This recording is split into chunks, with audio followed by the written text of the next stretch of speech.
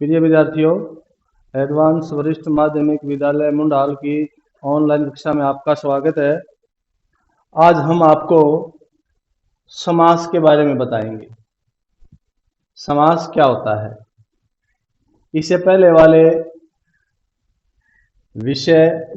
वाला हमारा विषय जो संधि का था, थोड़ा सा उसका भी मैं आपको इसके साथ शामिल करता हूं, ताकि आपको समास के बारे में अच्छी जानकारी हो जाए। जैसे आपने देखा है, संधि और समास दोनों इकट्ठे से शब्द लगते हैं, यानी संधि और समास का आपस में क्या है, अच्छा संबंध है। तो संधि में और समास में अंतर क्या है? संधि क्या थी? संधि में संधि में परस्पर वर्णों का मेल होने पर जो परिवर्तन था उसको तो हम कहते थे संधि। किसको कहते थे? वर्णों के परस्पर मेल होने पर जो परिवर्तन था उसको हम क्या कहते थे? संधि। अब इसमें किसका मेल है? समास में किसका मेल है? शब्दों का। यानी आपने अंतर समझना है, संधि में किसका मेल है? वर्णों का। और समास में किसका मेल है? शब्दों का। यानी आपस में दो शब्दों का समझौता होना समास कहलाएगा। आपस में दो वर्णों में समझौता होगा तो क्या कहलाएगी? परिवर्तन क्या कहलाएगा? संधि कहलाएगा। तो इस संधि को और समास का जो आपको अंतर आपको समझाया होगा, खास तौर से संधि से आपको पता चलेगा संधि क्या होती है, समझौता होता है। संधि क्या होती है? समझौता। कि भाई दो वर्णों में आपस में समझौता होता है, उसको संधि कहेंगे। जब दो शब्दों में आपस में समझौता होगा और एक किसी विशेष अर्थ को यानी अर्थ को प्रकट करेंगे दोनों मिलकर के, तो क्या हो जाएगा? समास हो जाएगा। यानी समास आपको अच्छी तरह समझ आया होगा कि भाई जब दो शब्दों का आपस में मेल होता है, उन शब्दों के मेल को ही क्या कहते हैं? समास कहते हैं। जैसे दो शब्द हैं, एक आपके सामने रखता हूं मैं, राजा और पुत्र। एक शब्द राजा है, दूसरा शब्द क्या है? पुत्र है। तो दोनों शब्द अलग अलग हैं, एक शब्द राजा, दूसरा शब्द पुत्र। अगर हम इसको समास बनाएंगे तो क्या बनाएंगे? इसका समस्त पद। क्या बनाएंगे? समस्त पद। क्या हो जाएगा? राजपुत्र। यानी इसमें आ जो वर्ण है वो पुत्र का और राजा का मेल होने पर उन्होंने बीच में से निकाल दिया, बीच में से निकल गया आ। तो उन दोनों का समझौता हुआ। कैसे? आ को निकाल फिर हम दोनों इकट्ठे हो सकते, वरना नहीं।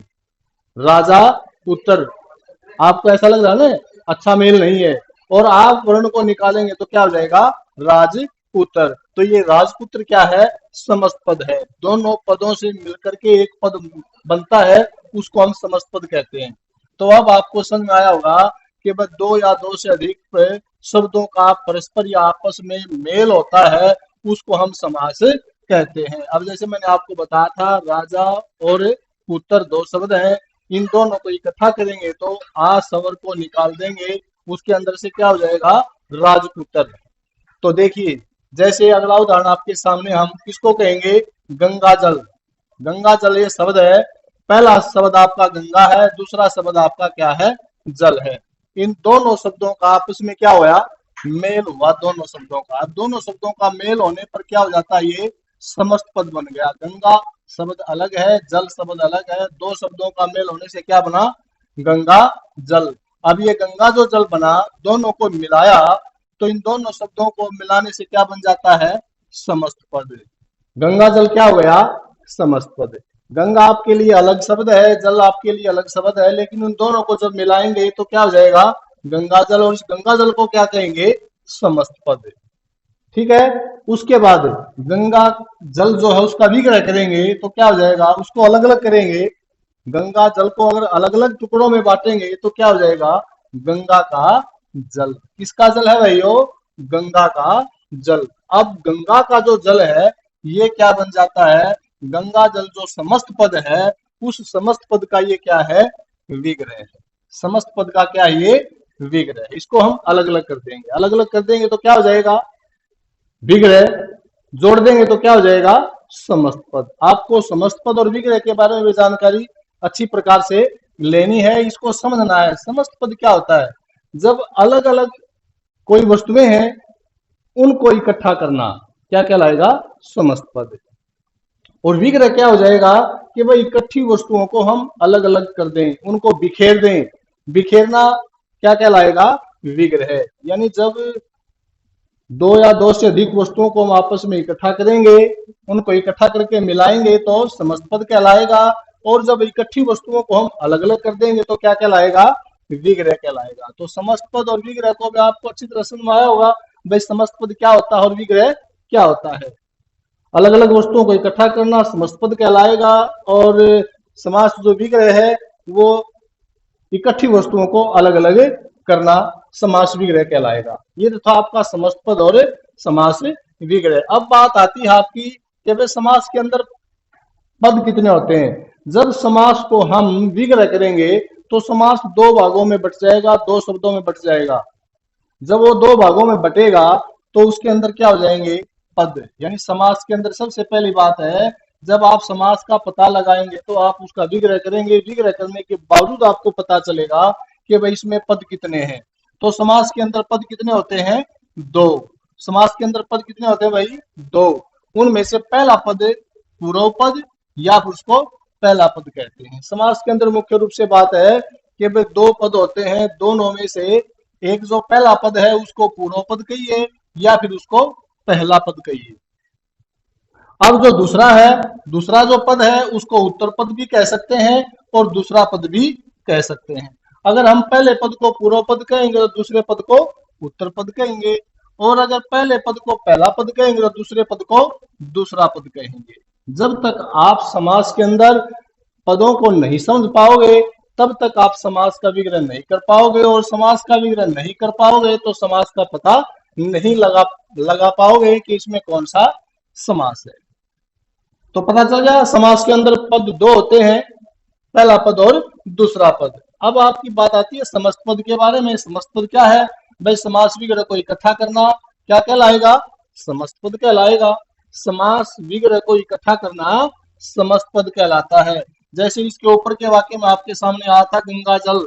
गंगा जल जो है वो क्या है? समस्त पद है। ऊपर के वाक्य में गंगा जल समस्त पद है। अब है समास विग्रह। समस्त पद को अलग अलग करना समास विग्रह कहलाएगा। समस्त पद को अलग अलग करना, उसको बिखेरना समास विग्रह कहलाता है। अब समास विग्रह में ऊपर के वाक्य में जो गंगा जल दिया था हमने उसका विग्रह किया गंगा का जल। ये क्या है? समास विग्रह है। इस गंगा का जल जो है ये गंगा जल का विग्रह है। गंगा जल का विग्रह क्या हुआ? गंगा का जल, ये विग्रह हुआ। अब इसमें जो गंगा जो शब्द है ये कौन सा शब्द है? पहला। गंगा जो शब्द है वो है पहला, और जल जो शब्द है वो दूसरा। लेकिन बात आती है आपके बीच में ये का की बात आती है। पहला पद गंगा, दूसरा पद जल, और बीच इनके दोनों के अंदर, इन दोनों के मध्य में क्या है? का है। दोनों के मध्य में ये का है। इस का को क्या कहेंगे? का किसकी पहचान करवाता है? इन दोनों के बीच में ये जो का है ये कारक विभक्ति है। किसकी विभक्ति है? ये कारक की विभक्ति है। और ये कारक कौन से कारक की विभक्ति है? संबंध कारक की।